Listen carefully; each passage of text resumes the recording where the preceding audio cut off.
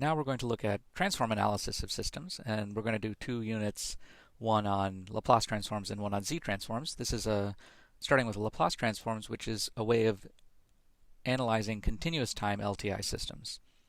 And so hopefully you've seen a little bit of this Laplace transform stuff in previous classes, so hopefully some of this is a little bit of review for you.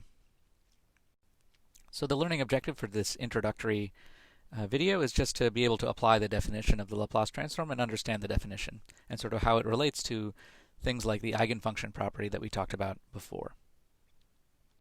So what is the eigenfunction property? Remember, the eigenfunction property of a LTI system, in particular for a CT LTI system, is this property that if I stick in a complex exponential into an LTI system, that is, I put in e to the j omega naught t into this LTI system with impulse response h of t, then I get back the same e to the j omega naught t, but this time scaled by a complex number. This is h of j omega naught, and this number here, so this complex coefficient, is going to introduce a magnitude and phase shift in this complex exponential. So for Laplace transforms, one way to think about it is that we are asking, well, what if we replace this j omega naught with just some arbitrary complex number s? So that's just like doing if you like, a symbol substitution. The other way to think about it, of course, is you first define the Laplace transform and then say h of j omega naught, as happens when we have s equal to j omega naught. But let's see what happens when we just replace this j omega naught with s, and we look at what happens when you put in e to the st, and hopefully what we get out is also e to the st something times something, and the question is what. So we define the Laplace transform as the of a signal h of t, and by this formula here, h of s is the integral from minus infinity to infinity of h of tau e to the minus s tau d tau. So what does that mean? Well, let's look at what happens when I convolve h of t with just a general complex exponential e to the st, where s is just a complex number. If I do that, I write out this convolution. We have h of tau e to the st minus tau, because we're taking we're flipping the e to the st and sliding it. Then I can factor out this e to the st, so I get this e to the st. This is exactly what happened when we looked at the eigenfunction property, and we get out this quantity here, and that's just this Laplace transform. So what it's saying is the Laplace transform at s is the coefficient that we multiply e to the st when we stick e to the st into the system. So the output is going to be h of s times e to the st when we stick in e to the st into the system. So just a little bit of notation. We're going to use this notation double arrow with an L to stand for the Laplace transform pair, that is x of t corresponds to x of s. And so we're going to be looking, going back and forth between what we call the transform domain, the s domain, and the time domain, which is when we have x of t. So x of t is in the time domain, and x of s is in the s domain, or the Laplace domain.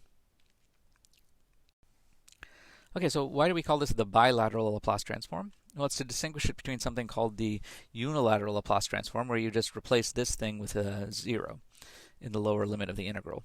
And basically, the unilateral Laplace transform is used to basically analyze only causal systems.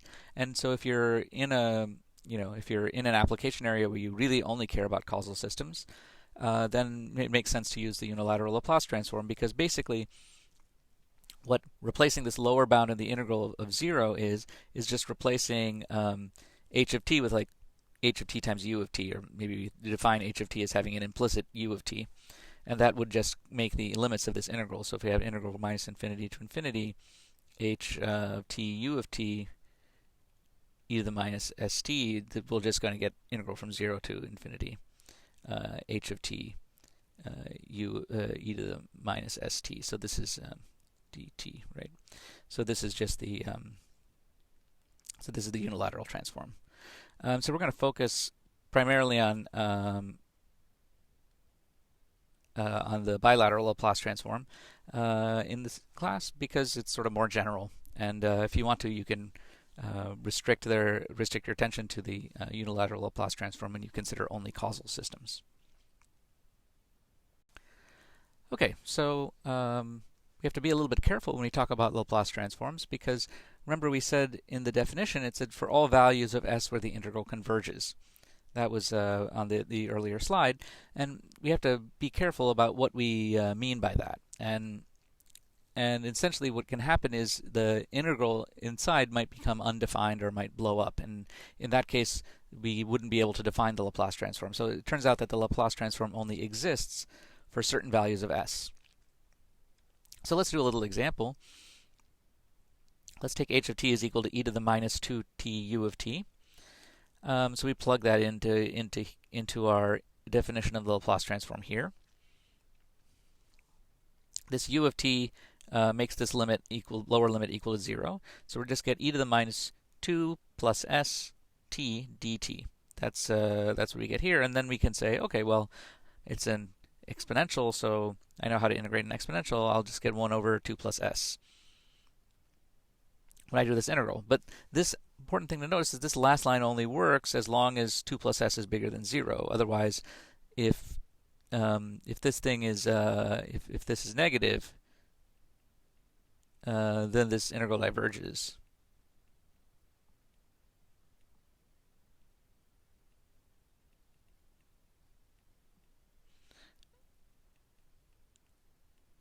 Right, and that's so that'd be a bad thing. And so actually the condition that we impose is that the real part of s is greater than negative 2. So we call this set, the set of all s's such that real part of s is greater than negative 2. We call this the region of convergence of the transform. And remember, so just to repeat this, if the real part is bigger than negative 2, then this exponent here is going to be total exponent here in here is going to be negative, and that means that this is a decaying exponential, and so we can actually get this integral to converge. So what do we can picture this in a diagram, and this is what's called a pole zero diagram, which we'll talk about a little bit in more detail a little bit later. So what we can think of is, we should think of the Laplace transform as a complex valued function that maps a complex number s. So we have h of s is complex, right? And s is also complex, right? So h is a function from complex numbers to complex numbers, and so we can visualize it as being on the complex plane. So here we have the real part and the imaginary part of s, and you should really think of the Laplace transform as being this complex valued function sitting on top of this this plot here.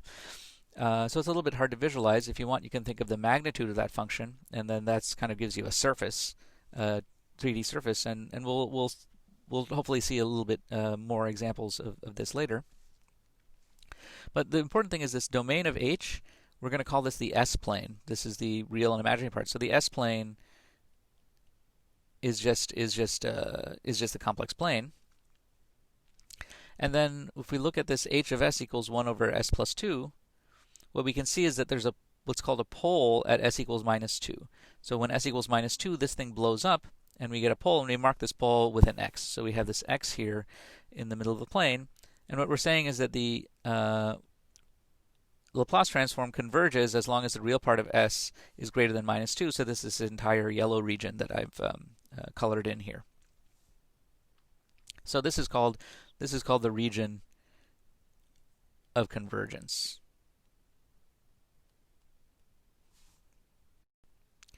So we can do another example of Laplace transforms just to sort of see, we did one with this e to the minus 2t. Let's do an example with a delta function. And if you say you want to take the Laplace transform of the delta functions, we're basically plugging into the definition. Remember, h of s is equal to the integral from minus infinity to infinity h of t e to the minus st dt. So we're just plugging in delta of t is equal to, this is my h of t. And so remember, when you integrate something with a delta function in it, you're just getting the value at wherever this delta function is equal to 0. So you plug in t equals 0 into here, and you're just going to get 1, because e to the 0 is 1. So the delta function Laplace transforms to 1 everywhere. So that's another little example here. So we would say, delta of t Laplace transforms to 1. And the question is, what is the region of convergence? Well, it doesn't have. There's no issue with the integral converging or diverging or anything like that. So the ROC is equal to the complex plane. Okay, so what about a system that just delays its input by tau? So if you convolve with, this is a system, if you convolve with delta of t minus tau, you're making a copy of the signal starting at tau. So delta of t minus tau, plugging this in here, what you can see then as we plug in over here, we plug in t is equal to tau, and we get e to the minus s tau as our Laplace transform pair. So we have delta of t minus tau. So this is a delay by tau. This Laplace transforms into e to the minus s tau. All right, so this again, we can sort of derive these Laplace transform pairs by just plugging into the definition and trying to do the integral, and hopefully the integral will work out. And we'll see a couple of examples in following sections just to see how the Laplace transform works. So we're going to dig a little bit deeper into the Laplace transform next, doing some more examples of calculating the transform, properties of the transform like linearity and other sorts of things, and investigate a little bit more what we mean by this region of convergence and the properties of the region of convergence. And one of the big takeaways for thinking about Laplace transforms is the relationship between convolution and the Laplace transform. And to give this away, what we're going to see is that if h of t star x of t is going to Laplace transform to h of s times x of s. So that is, convolution in the time domain is equal to multiplication in the Laplace domain. So I'm giving away the punchline a little bit, but this is a very important fact. This is as important, as knowing that the output of an LTI system is a convolution of the input with the impulse response. This fact that convolution in time is multiplication in the transform domain is a theme we're going to see many times. So one thing I just want to leave you with before finishing this this little introduction is to remember that the Laplace transform of a signal is not just the formula. You also need to describe this region of convergence. So if you don't define the region of convergence, you just have a formula, and it turns out that you actually can't get a real understanding of what this signal is or the system is unless you understand also the region of convergence of the Laplace transform. And this is very important. This is going to be very important when we start talking about putting system inputs into systems and analyzing the outputs and finding the outputs of systems. So this is just a little bit of an introduction, and now, as I said, we're going to dig a little bit deeper in the next few presentations.